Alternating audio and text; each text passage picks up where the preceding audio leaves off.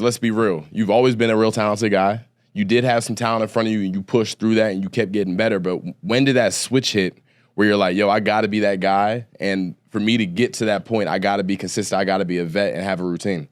After the Rose Bowl, when I knew Parker was going to the league, Mitch was out, I'm like, oh, yeah, it's my show now. Mm-hmm. So, like, and it sounded kind of messed up. Like, I should have always carried it, like, preparing as if I was about to try to go to the league the next year, or just always having the same mindset that I had.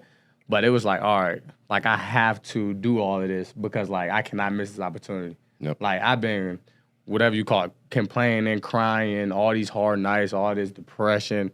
I've been waiting to be the number one guy, waiting for this opportunity. So if I don't do everything I can in my power to, like, try to be as consistent as possible so I don't have no regrets. If I can't go back and just blame it on myself, I just take that L. If I can't be consistent, when I look back on it, I can't be mad at nobody but myself. But, like, after the Rose Bowl, I'm like, yo, this is my room now. Like, mine's along with the other the other vets in the room.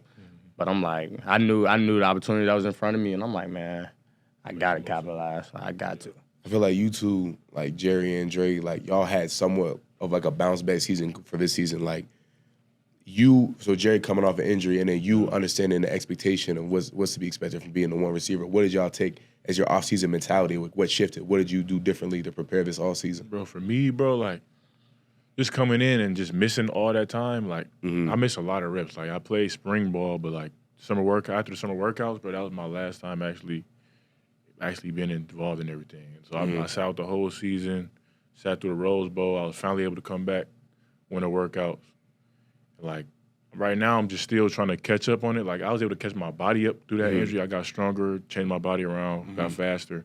But now I just feel like it's just me getting as much reps as I can. So when my time do come out, I'm ready for it and I can capitalize because eventually eventually I'm gonna have to step up. So it's just something I'm working on.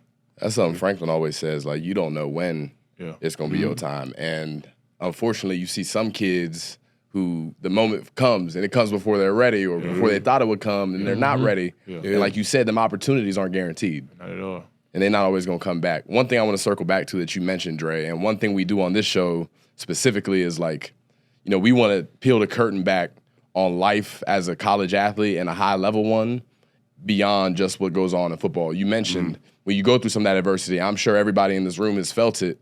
Like you said, the mental health aspect of it, keeping yourself in one piece to get to that goal that you have. When you were faced with some of that adversity, what were some of the things that kept you pushing through it? I ain't gonna lie. I don't want to get too deep. Like, I ain't all sentimental.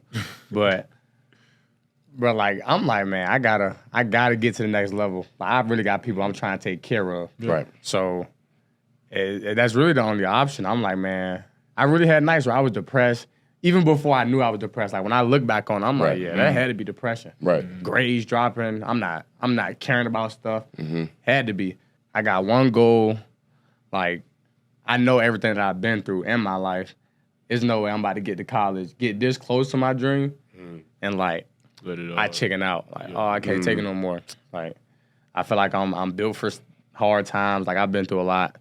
So I feel like I'm basically built for any situation. So whether I feel like I'm in a hole, nobody up here cares about me, I'm far from home, I had to find a way.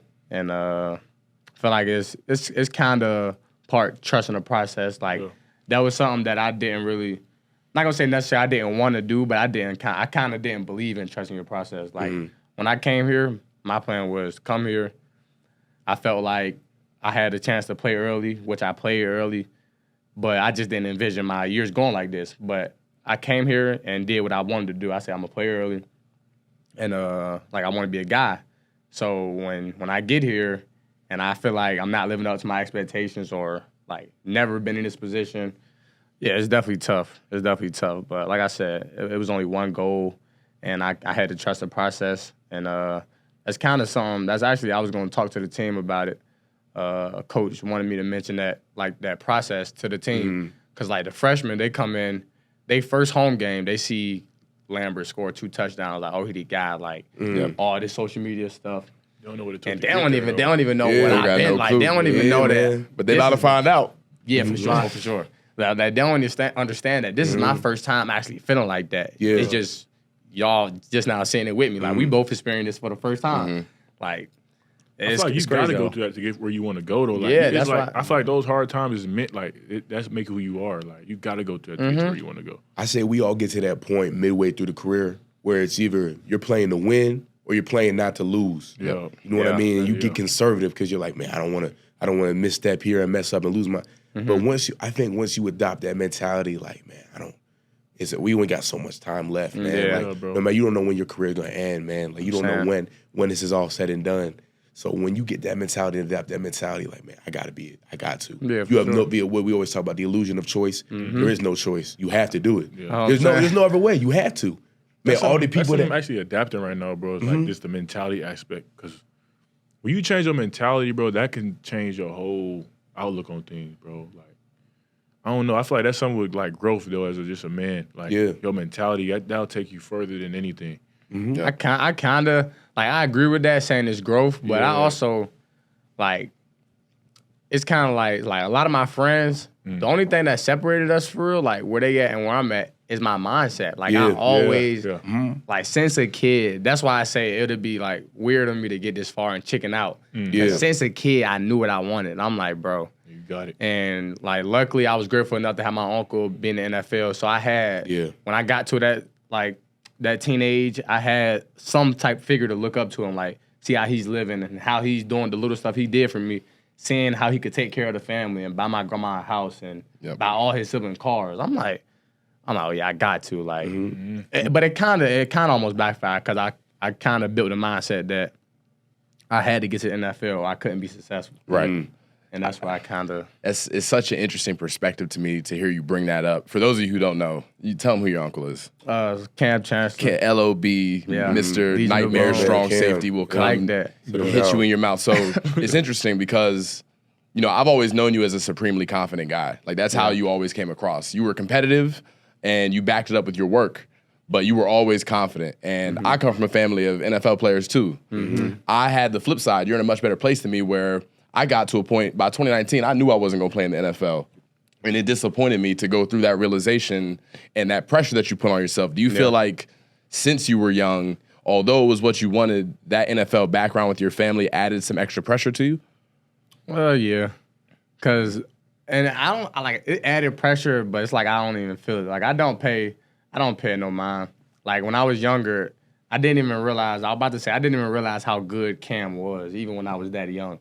Yeah. Like, when I was older and he retired, I was like, oh, my uncle was like one of them guys. So I never even let like the pressure of who my uncle was dictate how I like predicted my future.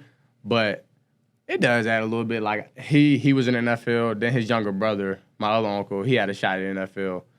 Kind of similar to your situation. It didn't work out. He had to get back surgery. So his career was cut short. A lot of teams didn't want to sign him. So I lost my train of thought. I know Dre has a short-term memory of a goldfish. Cause bro, I get stuck in a situation. I think about what I'm saying, and then I'll think about a situation that happened or something like something deep into that, and then I'm like, all right, where was you going? And then I just can't. It's all right, man. I tell my girl be getting mad at me yeah. because I'll say I'm gonna do something, I forget about it immediately. That's the worst. I got no short-term memory It's anymore. bad.